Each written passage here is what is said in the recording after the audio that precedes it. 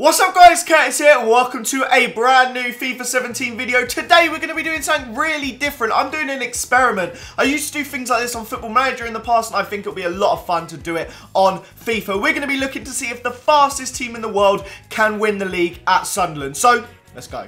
Since this is an episode based around manager mode in FIFA, I thought it'd be a great opportunity to introduce you guys to Top 11. If you guys don't already play Top 11, it is a fantastic iOS and Android app that I've actually been playing for about 18 months now. I've been playing this game for a long time. It's a daily real-time management game set in the Top 11 world, so it's not real players, but I feel that gives you more customization to what you've got. I love how you can micromanage the team all the way from like the player roles and all that side of things, all the way to like your stadium car parking. Like, it is mental the detail you can go into. I'm also a big fan of all the stuff around like the customized badges, kits, all that sort of stuff, which just makes it a little bit flashier when you're, say, like if you're playing in the same competitions with your friends and stuff like that, because there are so many different ways you can be involved with your friends in this game, whether you sync up on Facebook and just keep an eye on how everyone's doing in their own leagues, or you can get involved and be in the same leagues, you can be in associations, all that great stuff. But I'm just going to go ahead and play a friendly against Mourinho, because Mourinho is like an advocate of this app. How mental is that? So we're going to get a game for him literally in a second. I'm going to get something back to you with this, guys. If we beat Mourinho, then I give away £15 of like an Amazon or a PlayStation or something code. If we lose, I have to give away a £25 code. And of course, to enter that,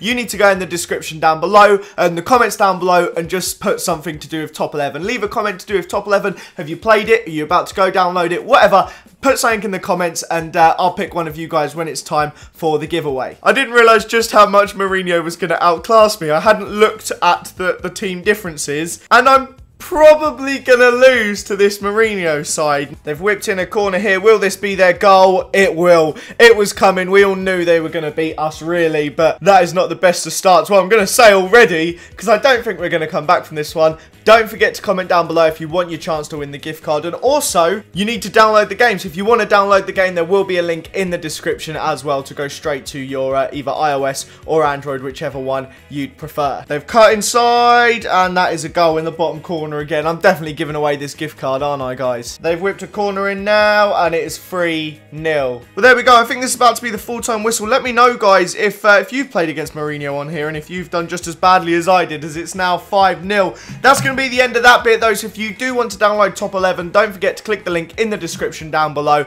Go check out Top 11, and don't forget to enter the giveaway as well in the comments. Let's get into the rest of the video. Right, so now that is over, just to show you guys exactly what else we've done, what I did was I transferred every Sunderland player out other than like a couple goalkeepers, that basically just to keep a few squad players in, and then I tried to bring in every single fast player I could find in each position. I'll show you guys the entire squad in a second, but it included bringing in players like Alaba to play at centre-back, Jordi Alba, Marvel Wynn, Bellerin, Mathis Bolly, Aubameyang, Bale. There's a lot of big players in here. You'll see me slowly bringing each one through. And then we went to Sunderland. The difference now is that they are classed as a 5-star side because of all the players we got in. So the expectations are high.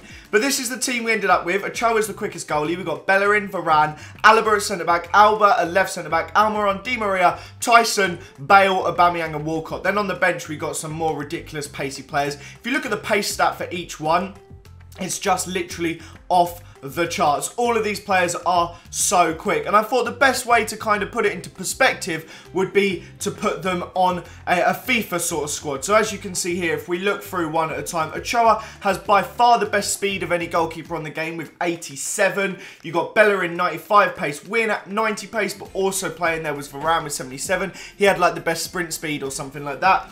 Alaba at centre-back, because of course he can play in a lot of positions.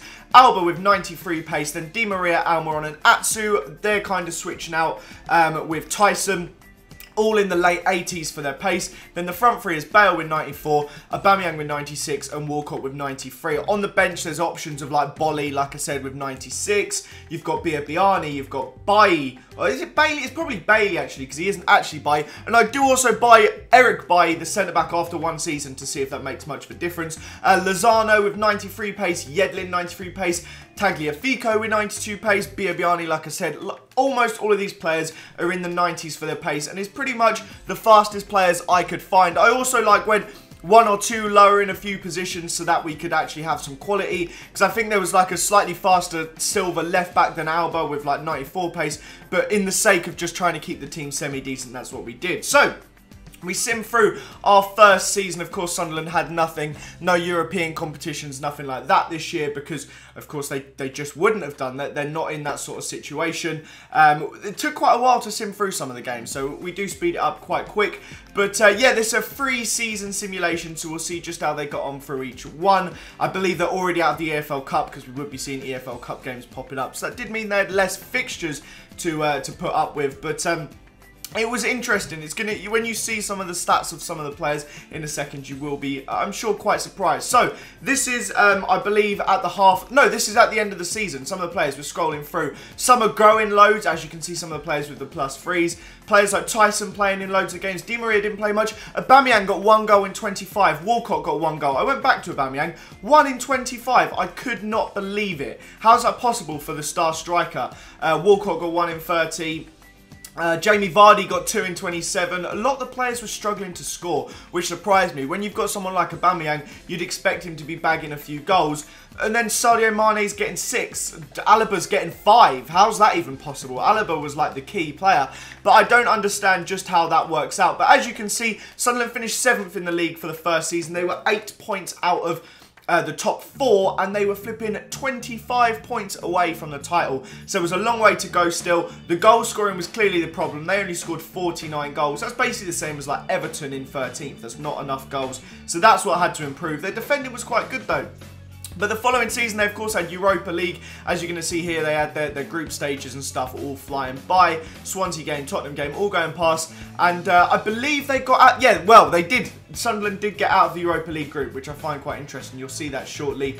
I tried to power through it as quick as possible. At this point, I didn't show you all the simming, just to show you in a second as well when we get to this bit. They do actually play against Galatasaray in the Europa League, but they do get knocked out. So they don't make it any further than Galatasaray in the Europa League, but I still think that's a pretty good run for Sunderland, given that it's just a team of fastest players. But that season, I forgot to click on the title in full, but they got into Europe. They got into Europe. Champions League, 67 points. Not too bad. So this season, this was kind of like the decider. This was where I was going to decide. The team's been able to grow for a couple seasons. They've got to the point where you want them to. Are they going to show whether they're that good or not? Also, guys, I know I look very white in the camera today. I'm playing around with different lighting stuff. This is not the best one. I'm aware of that.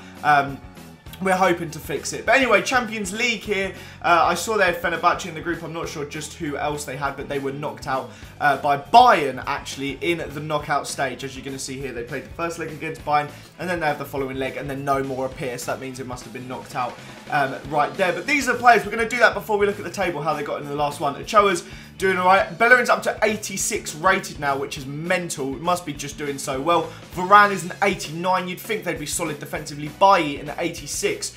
Jordi Alba, 87. That back four, minimum ratings at 86, they should be doing insane. Almiron's an 83. Alaba's playing in midfield most of the time. Di Maria's going down to an 84. Gareth Bale actually goes down to an 89. But with these levels of players, you'd think they'd be doing better. Aubameyang did actually have a much better season, and there was a lot more goals. Bailly getting 12 there. Aubameyang, I believe, had 9 and 10 assists. That's a lot better. Vardy kind of wasn't playing anymore. Mane was doing alright. He was growing quite well. He was up to an 84 rated player. A lot of these players were younger. I think that comes with the pace sort of thing. So there was a lot of potential in the side, but that potential was interesting. We're going to look at the sprint speed and stuff for most players there. Bellerin had full pace. Varane ended up with ridiculous pace. Bailly had 90 sprint speed by the end of this experiment. Jordi Alba was in the 90s, but it was decreasing. Almiron was at 92 pace. Alba 87. Di Maria's had flown down, as had Bale's. They were both starting to come on a bit of a come down. Aubameyang doing great. Bailly was basically on 100 pace. Jamie Vardy doesn't count because he basically broke his legs and disappeared. Mane's great. Tyson was starting to lose his now. Some of these players were really starting to drop their pace off towards this third season, but then some of them were also reaching like 89, 90. But it wasn't good enough. Sunderland finished 9th, and that is basically the moral of this experiment, that no, Sunderland, with every pacey player in the world, are not good enough. to win the league. They couldn't even get into the top 3 at any point in this save. So guys, let me know if you enjoyed this sort of experiment. Would you like to see more stuff like this in the future? I know some people are really enjoying it and I find it really interesting. So smash that like button if you do. Let me know in the comments down below any future experiments you would like to see and maybe we'll try and get them done. Have a fantastic day and I will see you all next time. Bye guys.